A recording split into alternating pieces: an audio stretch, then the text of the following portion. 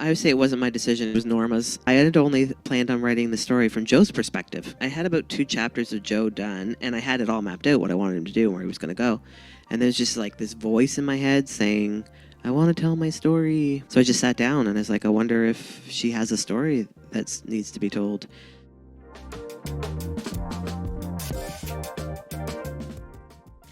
I'm excited for this conversation. Amanda Peters is a mixed-race woman of Mi'kmaq and European ancestry, born and raised in the Annapolis Valley, Nova Scotia. In 2022, Amanda completed a Master of Fine Arts program in creative writing at the Institute of American Indian Arts, IAIA, in New Mexico. In 2021, Amanda won the Indigenous Voices Award for her work of short fiction, Waiting for the Long Night Moon. She was also selected to participate in the 2021 Writers' Trust of Canada Rising Stars program by Métis poet and novelist Katherena Vermette. Her short fiction and nonfiction have been published in the Indigenous Review, Grain Magazine, the Alaska Quarterly Review, the Dalhousie Review, and Filling Station Magazine. Amanda's first novel, The Berry Pickers, was published in 2023 by HarperCollins in Canada and by Catapult in the US. The novel was a finalist for the Atwood Gibson Writers' Trust Fiction Prize and the Amazon First Book Award in Canada, and won the Barnes & Noble Discover Prize and the Carnegie Medal for Excellence in Fiction in the US. The Berry Pickers won the Dartmouth Book Award and the Crime Writers of Canada First Crime Novel Award. Her most recent book of short fiction, Waiting for the Long Night Moon, was published in August 2024 to critical acclaim. Help me welcome Amanda Peters.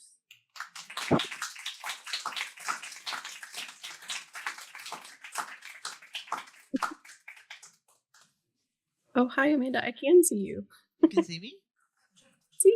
Oh, yay. I've never done this before, so I kind of want to look around here. But good to see you again. Yeah, you too. It feels a little awkward, but we're good. I can see myself. That's never good. I'm always like, where are my chins? Yeah, I can hear myself, which I also don't like. I would love to invite you to read something from the book for us to start. Ooh, okay. I will start from chapter 1, which is Joe. The day Ruthie went missing, the black flies seemed to be especially hungry. The white folks at the store where we got our supplies said the Indians made such good berry pickers because something sour in our blood kept the black flies away. But even then, as a boy of 6, I knew that wasn't true. Black flies don't discriminate. But now, lying here almost 50 years to the day and getting eaten from the inside out by a disease I can't even see, I'm not sure what's true anymore. Maybe we are sour. Regardless of the taste of our blood, we still got bit, but Mom knew how to make the itching stop at night so we could get some sleep. She peeled the bark off an alder branch and chewed it to a pulp before putting it on the bites. Hold still, Joe. Stop squirming, Mom said as she applied the thick paste. The alders grew all along that thin line of trees that bordered the back of the fields. Those fields stretched on forever, or so it seemed then. Mr. Ellis, a landowner, has sectioned the land with big rocks, making it easier to keep track of where we've been and where we needed to go. But eventually and always you'd reach the trees again, either the trees or Route 9, a crumbling road littered with holes the size of watermelons and as deep as the lake, a dark line of asphalt slithering its way through the fields that brought us here year after year. Even then, in 1962, there weren't many houses along Route 9, and those that were there were already old, the gray and white paint peeling away, the porches tilted and rotting, the tall grass growing green and yellow between abandoned cars and refrigerators, the rust flaking off and flying away with a strong wind. When we arrived from Nova Scotia, midsummer, a caravan of dark-skinned workers, laughing and singing, traveling through their overgrown and rusting world, the local folks turned their backs, our presence a testament to their failure to prosper. The only time that place showed any joy at all was in the fall, when the setting sun shone gold and the fields glowed under a glorious September sky. I think I'll just stop there, if that's okay. Thank you. Thank you so much for that. In your dedication, you thank your father for the stories. I thought maybe you could start then by talking about where the stories come from, and where the book started for you. Yeah, I love telling this story. So my dad, some of you know, was a berry picker here in Maine, and his family in the 60s and 70s. And my grandparents would load up all the kids, whoever was home at the time, because there was 14 of them. My dad is number 10. They would load them into the back of the truck, and they would travel up through the Rawdon Hills in Nova Scotia and the old roads because the highways weren't quite there yet. And they would come up for the summer and they would pick berries. And my dad has the happiest memories from those times. This is obviously a book of fiction, but he's told me the same stories over and over and over and over and over again for the last 48 years. And when I started writing, he was like, "You should write about us, about the berry pickers." I was like, "No, Dad, I write fiction, right? I don't write nonfiction." And he said, "Oh, I think you should write about us." And I was like, "No." He's like, "Come down to the berry fields." So we loaded up the Prius. At the time, I had a Prius, which he was so quiet, he kept forgetting to turn off. But we came down here to Maine for 3 days, and he showed me the fields. Went out to the Barrens. We went to Ellsworth and Machias, and just all around. And he just showed me, even showed me the old cabin where they used to stay, which someone lived in at the time. So that was a little awkward when we pulled into his yard. Take a look around. Very nice gentleman, though. Didn't sick the dogs on us or anything. So yeah, it was just very weird seeing the stories. You know what I mean? Like I'd heard the stories, but now I'm like standing in the story. And then when I was standing there, the first line, "The day that Ruthie went missing, the black fly seemed to be especially hungry," just popped into my head. And then I was like, "Oh, maybe there is a story here." And then for 2 years straight, I thought it was a short story, and everybody kept telling me it's not a short story because it was only the first chapter. It's a novel; you have to keep going. And I said, "No, I don't want to keep going." And they're like, "No, you got to keep going." And then I was like, again."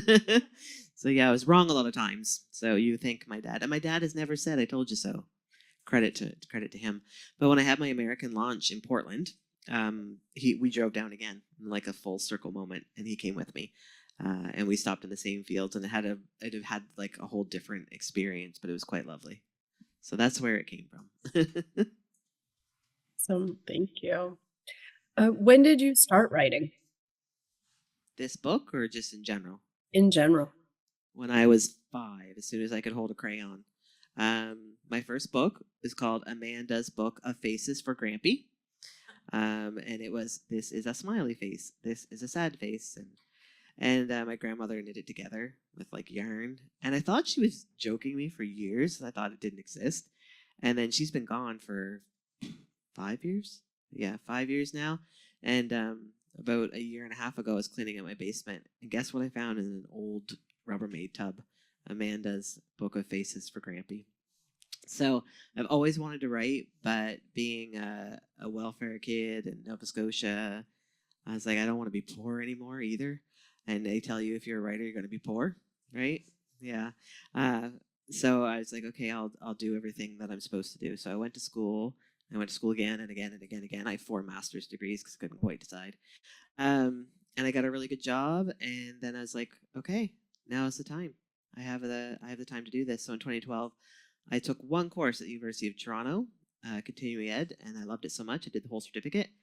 And then I found IAIA, so Institute for American Indian Arts in New Mexico, and I found my people, and I found my place in the world, and I found the place where that allowed me to write without having to explain myself. I don't know if you understand what I mean, but like I'm also white passing, as you can see, so I often have to explain who I am and what I am, and I didn't have to do any of that. They were just like, let's write our stories. So yeah, that's where I found my people, and this was my thesis. The first 120 pages of this was my thesis at the Institute for American Indian Arts. So thanks to all my amazing mentors and colleagues there. Awesome, thank you.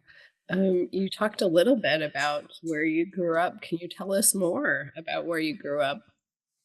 Sure can. So I'm from the Annapolis Valley. Anybody? I know a couple of people have been there.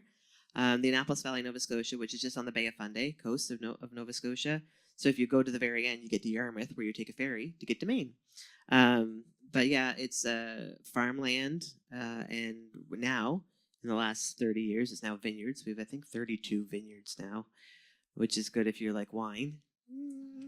Um, but yeah, it's a beautiful place. It's still, some people have very backward ways of thinking, but generally, it's a good place to live. It's beautiful. It's gorgeous, and I always said I would never go back once I left. But guess what? That's where I live now. But I haven't gone right down to home. I'm from this little tiny community, which you probably won't even find on a map, called Malvern Square. But I live in Falmouth now, and I teach at Acadia University, which is in Wolfville. So it's nice to have a university in the valley, because that's where all the good food is, for one, all the good restaurants, and the theater, and yeah, and I teach there, so I get discounts on shows. But it's a great place, and my whole family's always been from there. It's I'm from Glooscap First Nation, which is the only. It's not the only First Nation, because there's Annapolis Valley, but it's a First Nation near Windsor, Nova Scotia, and my family. A lot of my family are there now, and I used to work there for like 8 years, until my dreams came true. Awesome, thank you. Can you tell us about the residential school there? Yes, so there was a residential school in Nova Scotia, and it housed all the Atlantic Indigenous children that were stolen from their families. So it was in a place called Shubenacadie, or they've recently changed back to their traditional name, which is Sebenacadie. Of course, the Jesuits changed it to something they could pronounce. So it was there. It's no longer there. It closed in 1967. And I used to think my whole life was like, oh, my family was so lucky. No one went to the residential schools.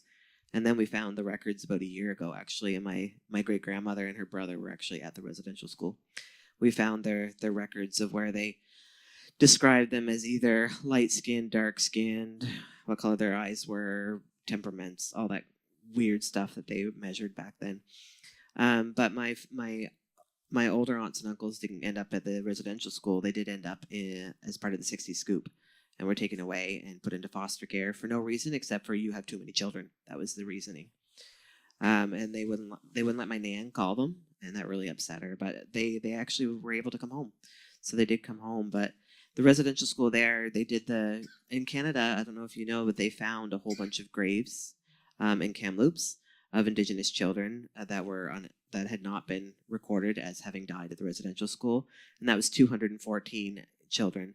And it started kind of a national movement to find and identify and respect these children.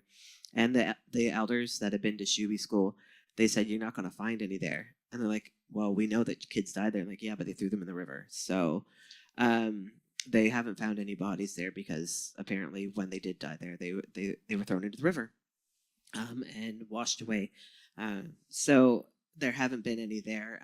My great-grandmother and her brother did get out of there. They did survive and were able to leave Shuby. But now it's been razed to the ground. Like, it's not even there anymore. It's a farm. So yeah, it's the only one in Atlantic Canada, and there's about 100,000. No, that was total Canada, 150,000 kids taken for the official residential school system, which wasn't established officially until 1867, but they were around long before that. They were just called something different. So yeah. Yeah. Thank you. Can you tell us about the research that you did for this book? It's a question I always like to ask. I didn't do a lot of research aside from dad, calling my dad and asking questions. And when he couldn't answer, he'd say, go ask your aunties. So I would do that. I asked Aunt Loretta a few questions, my Aunt Loretta, who May is loosely based on in the book. Loosely based on. I wouldn't tell her that, though. But yeah, just a lot of asking my dad questions and clarifying, like, how did you know in these big fields what you had already done? Oh, grandfather was sectioning it off with twine and just stuff like that, that I wasn't aware of. I did do a little bit of research. For those who haven't read it, I'm sorry, I'm going to give some spoilers, but there is a pregnancy loss in the book, which I've never myself experienced. So I just went on Google and read all the firsthand accounts I could, to try to respect that experience that I hadn't had. So there was a little bit of research in that. But generally, I didn't do research. I just, like, everything was right out of my imagination. But that was the big one, was the pregnancy loss. And, oh, funny, Boston. I'd never been to Boston. I had planned a trip to Boston so I could get to just a weekend to familiarize myself with it so I could write about it intelligently. And what happens? COVID. So I called my friend Colleen, who I met at a writing retreat in Italy. She lives in Boston. And I said, hey, can you help me out? So we got on Google Maps and I put the little human thing down and she walked me around Boston.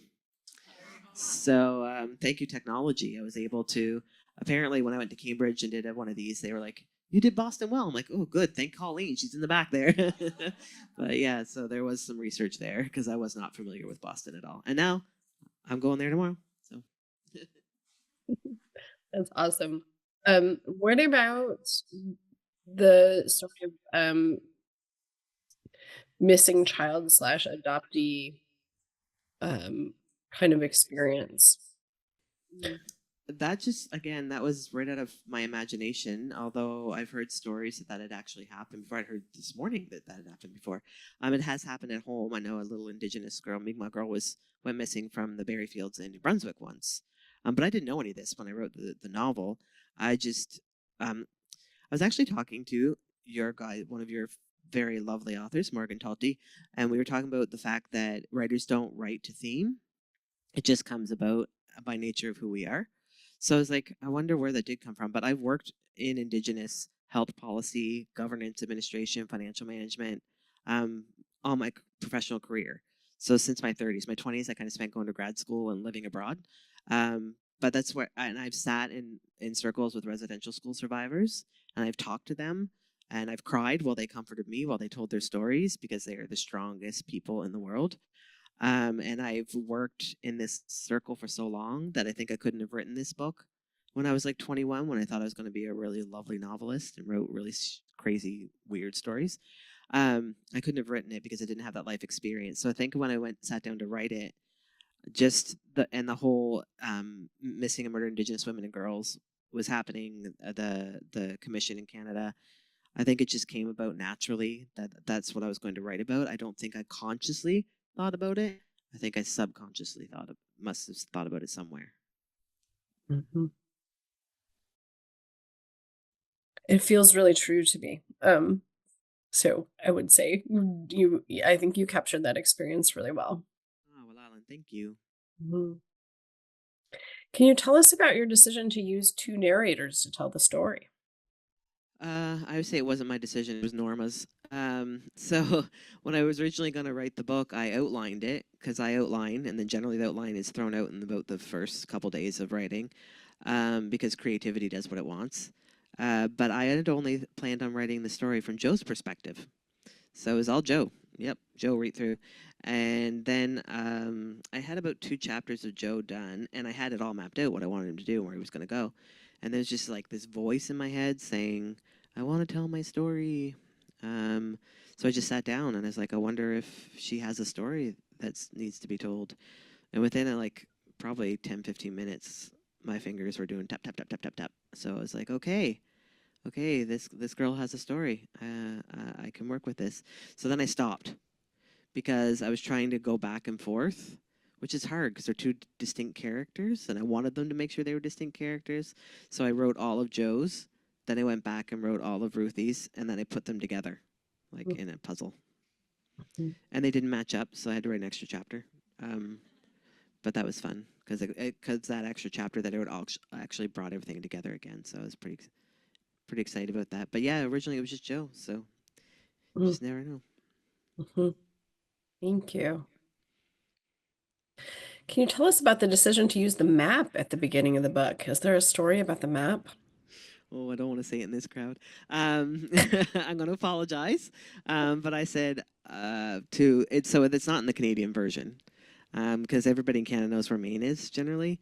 But I was like, I don't think a lot of people in the U.S. know where Nova Scotia is. Maine does, but maybe like I had a friend from Nebraska who I told her lived on the Atlantic Ocean, and she thought I lived near California. So I was just like, maybe we should put a little map just so they show where Maine is in relation to Nova Scotia and the Annapolis Valley. And so I just doodled a map, and that's the map. They just put it in there. I was like, oh, okay then. So that's Amanda's doodle. So I just wanted to make sure that people knew in relation to the U.S. where we were located, because a a lot of people have no clue about Nova Scotia, and even less so about the Mi'kmaq. Like I've been to so many events and stuff, especially on the West Coast. I'm like, oh, we've never even heard of the Mi'kmaq. We didn't even know you existed. I'm like, we still exist, 60,000 strong. We're still there. Thank you. I appreciate it. I mean, I'm sorry. I also don't know Maine very well, let alone Nova Scotia, I suppose. So, also a Midwesterner.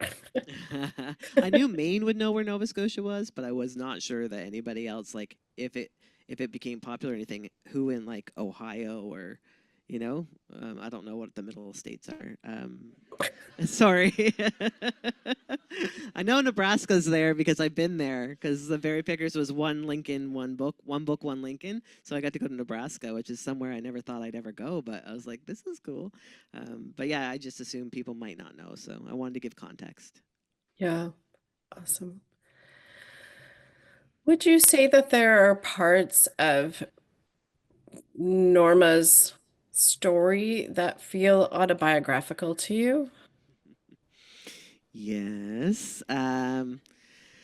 So I've always kind of struggled with my identity as a mixed race person, not raised from reserve. I don't speak my language. I know a few things. I know my birds for some reason. That's one thing I can remember.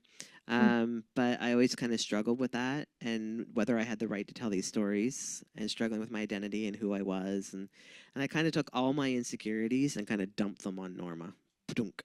And while I haven't experienced miscarriage, I'm unable to have children. So there's these little bits about her that yeah, I kind of put in there. And I sometimes I'm like, I'm so sorry, girl.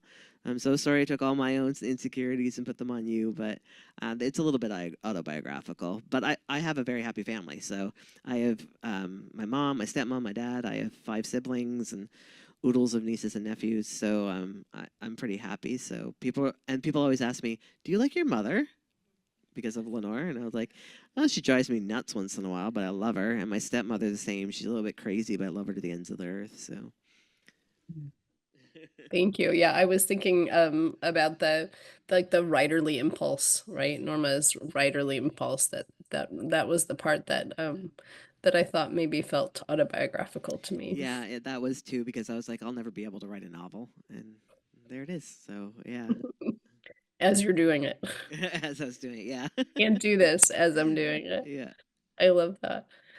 Um, I have a question about how the book was received. I see something else in the chat, that someone had a similar question, like what was the most surprising response that you've gotten? But maybe both of those things together. Yeah, so it's currently being published in 22 other languages besides English, which is shocking to me. And apparently, my agent keeps reminding me that this is an anomaly, and this normally doesn't happen with a debut novel. So I think the reception, like the Andrew Carnegie Medal, is like really, and I really love that one because it was librarians, right? And librarians are so important. Librarians are like the guardians to the free world, really. So I was really excited that librarians had chosen that for an award, and just the breadth it's getting. Like it won the People's Choice Award in Romania. Um, so it's just so weird. It's a bestseller in Serbia. It's being translated now in Japan and South Korea, which I love because those are my 2 other homes. I used to live in Japan and South Korea, and I lived in Europe for a while. So I kind of like that. And the Arabic cover is gorgeous, absolutely gorgeous. So I think just the reception it's gotten, and that people actually want to read it in places like Macedonia, it just shocking. Yeah, I think I'm just kind of in a pinch me moment still. I never thought, I thought when I published this, well, I thought I would write it. I didn't think it would get published, but I finished writing a book. And then I didn't think that people would read it, maybe outside of my family and a few folks in Nova Scotia.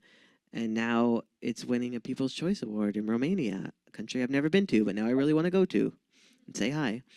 And I'm doing all these messages, like I'm learning how to say hello in many different languages because I do videos for my Polish readers and my Serbian readers. So yeah, it's just bizarre. Yeah.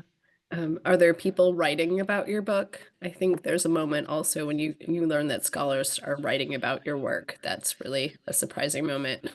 Well, this morning, you, I was like, oh, I never thought about that. And then, of course, I teach university, and some of my colleagues teach the book. or excerpts from the book, and I was like, oh, that's weird. So one of my colleagues said, would you come into the class and talk about it? And they're finding all this super deep meaning in it. I'm like, oh, okay, that's cool, but I was just kind of writing a story. So yeah, and it's weird because I teach too, and I take all these books. I'm like, this is what this means. This is what the author intended. I'm like, maybe they didn't. Maybe they just wrote a story that they had in their heart, right? So it's very weird being in creative world and academia at the same time. It's like, oh, sometimes they don't match up quite right. But I love my creative writing students in that class because I don't have to worry about that. Yeah, I'm going to ask a question about that in a minute. I wonder, because you're doing all of these library visits as well, right? And maybe you're talking to people in other countries. What are the questions that you most get asked or get asked most often about the book? What is your inspiration? What is your writing process? What are you reading now? Those are the three questions I can almost always assume. And for some reason, I never prepare for what are you reading now? And I have to like rack my mind and I should just write it down somewhere. Yeah. But those are the most common ones. What are you reading now? I kind of walked into that. I just finished a nonfiction book, actually, All the Young Men. Has anybody heard of that one? That one was, I bawled my eyes out. That was really good. I'm trying to think of fiction. And see, I do a lot of endorsements right now, so I'm reading books that haven't come out yet. So just endorsed Heartwood. That's about Maine, set here in Maine. Amity Gage. I don't know if you know her, but it's a book set here in Maine. Where's the secret military base in Maine along the Appalachia Trail? Do you guys know where that is? Just read the book. Read the book. It's really good. So I do a lot of endorsements. I've had to say no now because they were coming in a lot. So now I've said I'll only endorse Indigenous writers for now, just for now, just to put up boundaries. So I've been reading. I read Sirens by Amelia Hart. I don't know if you read Wayward, which is a book I bought just because the cover was cool, and then I liked it. And then she asked me if I would endorse her book, so I did that. And now my friend Kate Vermette, she works for Simon & Schuster Canada now. She sent me one I'm going to read. So it's a lot of reading things that haven't come out yet. Um, and of course, reading for school because I teach. So every time I teach, I have to reread the book. So I just reread Noompaming, A Cure for White Ladies by Leanne Simpson, which is an absolute brilliant, brilliant, brilliant, brilliant book. Ceremony by Leslie Marmon Silko is like the just oof, I don't even know how I don't have words to explain it. Words are hard when it comes to something that beautiful. So yeah, just reading a lot of things that you haven't even heard of yet. Interesting. I want to hear more about the books that you teach. Oh, okay. So I teach ceremony. So my Indigenous Lit class is broken up into sections like identity and colonization and humor, Indigenous literature, Indigenous futurisms, gender and sexuality. So I teach Billy Ray Balcourt, of course.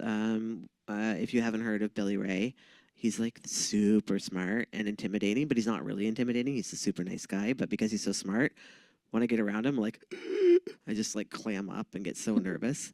But I was teaching him this year. Shalyn Chowdhury, she's a Mi'kmaq poet, performance artist. So I was teaching her. I taught Real Ones by Katherena Vermette, who's a Métis author about the Pretendian issue in Canada. Do you have that a lot here? The Pretendian issue? Yeah, yeah. So it's pretty chronic, especially in the literary world in Canada. So I taught that about identity and who can claim indigeneity in Canada and who shouldn't be. So I was teaching that, and then I throw in like a lot of short stories, like Borders. It's obviously one by Thomas King that everybody teaches because it says a lot. So I throw in short stories, Unsettled by Chelsea Vowell for Indigenous futurisms, so Indigenous people can see themselves in the future. Yeah, so those are some of the ones I've been teaching. Having a great time though, and it's so hard because I want them to read everything, but I have to realize it's a 3-month class, not a 3-year class. And I have to like pare it down. So Mhm. Oh, I love all of those choices. Those are great. Um, I'm going to ask the inspirations question as well. What are your literary inspirations? ooh, that's hard. Um, for writers I love and look up to, there's a lot. I if I was gonna go back to like when I first started reading literature, it was because I always read like Sidney Sheldon. Any Sidney Sheldon fans? Sidney Sheldon's yeah. I was reading those when I was younger, and then I found Of Mice and Men on the library shelf, and my life was never the same. And I actually last summer when I went to California to accept the Andrew Carnegie Medal, I got to go to John Steinbeck's house, which was a dream since I was 16 years old. So I just spent 2 hours like touching doorknobs that John Steinbeck used to touch, and just and my friend was taking pictures of me. I'm like, "What are you doing?" She's like, "I've never seen you this joyful ever. This is so weird." I love Jane Urquhart. I obviously am a big fan of Canadian lit, so Jane Urquhart. I got to meet her last year. I had to have 2 glasses of wine before I could approach her, and she's like such a sweet little lady. And I was like, I love the Underpainter. She's like, I love that one too, sweetheart. Like, she's so sweet. And I just blurt things out. But I love the Underpainter by her. Anna Green Gables, classic, never gets old. Brilliant, brilliant novel. In terms of Indigenous authors, Brandon Hobson, he's Cherokee. He's really good. Of course, I'm going to give a shout out to Morgan. Um, my friend Kate, Michelle Good, Five Little Indians. I don't know if anybody's read that. That's about the residential schools. So that's a really good one. There's just so many, right? There's so many. La Rose, so Louise Erdrich, the grandmother of Indigenous literature, pretty much right now. My favorite is La Rose, hands down. My favorite of hers. It's no one else's favorite, which I find weird because I think it's the best one. Mhm. It's a hard one. It is, but I don't write easy things. So, but it's so brilliant and beautiful. I just love it. Yeah. Thank you. I'm full. That's a lot. Those are a lot of good names. Can you tell us what you're working on now? Nope. Uh, so I just finished co-writing the screenplay to the Berry Pickers. Ooh. So that was finished about 2 weeks ago. I co-wrote it with an Indigenous writer and actress out of California in LA. So I was texted her yesterday when we were driving. I was like, "So do you need anything from me for like before the screenplay goes out for consideration?" She's like, "Oh, it already sent out. My agent sent it out a while ago." I was like, "Oh crap." So it's out there to see if anybody in Hollywood wants to make a movie of the Berry Pickers. It was a very interesting process to write a screenplay because you can't write it the same, right? Or it'd be a 40-hour movie. So it's just weird what you have to cut and what you have to rearrange and stuff like that. It was good to have co-write it because she loved the book, but she also is in movies, so she could see how it would be more cinematic. So that's out there for consideration. And I do have a new novel in edit right now, slated to come out in 2027. So I'm trying to get my next round of notes to my editor by May 1st. I don't know if that's going to happen with everything that's going on because I have so much grading when I get home. Oh my God. So much grading, 44 final papers. Uh, um, so yeah, so that's what I'm working on. And I have another one brewing in my head. It's just like stirring around. There's like 2 of them, and I don't know if they're going to merge to be one or if they're 2 separate. But it'll probably stick up there for a year or two before it solidifies, and then I put it on paper. Mhm. That sounds awesome. Would you ever write young adult? I was just thinking about how many Indigenous authors have been writing young adult books, and they're fabulous. Yeah, but they're hard to write. Yeah. I find YA difficult to write. Like kudos to like David A. Robertson. Do you read David? Yeah. So Yeah, good. yeah. And I was like, how do you do that? Like I can't. I don't know. I just find it very difficult. Maybe I'd like to think I have like a really fresh new brain of a 16-year-old, but I think I have a brain of a 48-year-old. Mhm. So I think it makes it a little bit more difficult. So I'll leave it to the people who are better able to do that. Sherry Demolin also, right, just Oh, does yes. a great job. Yeah. Have you met her? She's so short. No, I've not met her. It's just weird to meet people Yeah. like, because she blurbed, she endorsed the Berry Pickers. So I met her at a conference and she like came up to hear me. I was like, oh my goodness. And she gave me this big hug. And I was like, the author of The Marrow Thieves is giving me a hug. I fangirl so hard all the time. It's so I crazy. think I would have a hard time. Darcy Littlebadger was our reader this week at the sale conference, and Oh, very cool. he does a great job with young adult Yeah, fiction. So, apparently she does. I haven't read it yet because I read her academic stuff in mm, preparation for my classes. So mm. I've only read her academic articles, but I have the, oh my God, the name just escaped me. Her Is it book. Alat's Yes, Away? yes, I Yeah, have it on my bookshelf to it's read. brilliant. Yeah. It's so, so good. Oh, good. Yeah, I think we have 5 minutes left, which is good. I'm going to ask you about your writing process for those of us who are also writers. Do you write every Mm, day? Do you use prompts? Do you feel guilty about not no. writing? I write. I think I was talking. Who was I talking to this morning at breakfast about this? I write in long stretches, so I have to like sit down for 10, 12 hours at a time and write. I can't write in short snippets because I feel like I'm just getting started, and then I get frustrated. So I can write ideas down. There's like bullet points upon bullet points on my phone and in multiple notebooks around my house because now everybody gives me notebooks for gifts. So I have like 20 notebooks. And they all have like the first page will be written on and then nothing else. So I have like all these little snippets, but if I'm going to sit down and write, I do it like the new novel that I'm working on now. I wrote the entire first draft in 12 days at the BAMP Center because I didn't have to clean, I didn't have to cook, I didn't have to do anything, right? They provide you gourmet food, they clean your room for you. So I just literally got up in the morning and I'm an early riser and I got up and I wrote until I ran out of steam, which is usually around 4 to 6 o'clock. And I just wrote and wrote and wrote. It wasn't good. It was a first draft. It was terrible. But the ideas were onto the page. And I just had a weekend away 2 weeks ago out in Chester, which is right on the Atlantic in Nova Scotia. And I had like a cabin with this massive window that just looked over the ocean and had a little hot tub. And I just sat down for 3 days straight and edited, restructured the entire novel because it wasn't working, and now it is. So I need a long period of time, and I need people to leave me alone. And I can't have my dog around because she's so cute. I have to play with her. So yeah, Awesome. Thank you. Is there anything I haven't asked you that you want to tell us? I don't think so. No, I Awesome. don't think so. I'd like a copy of your lecture if I could have it. Oh, yeah. Of That was so course. cool. That's the first Uh, time I've ever kind of like heard, and I was like, "Oh, that is so cool. That's an interesting way to think about that." So I wrote notes, but Good. Yeah, no, absolutely. And it's hot off the press. It is, just like first thoughts about it, really. that's I so feel like cool. I feel like I would have to spend a lot more time with it to get it somewhere really good. But Well, it's funny because I read someone made a study guide here in the U.S. mm, and I looked through it. I'm like, no, that's not what I was doing. But yours was, I was like, oh, that's cool. Yeah, awesome. Thank you. Well, I'm obsessed with archives and I'm obsessed with storytelling and mm, memories and remembering. So that was just like the thing that stuck out to me the first time I read it. I read it twice. I listened to the audiobook. oh, did you Um, like it? I did.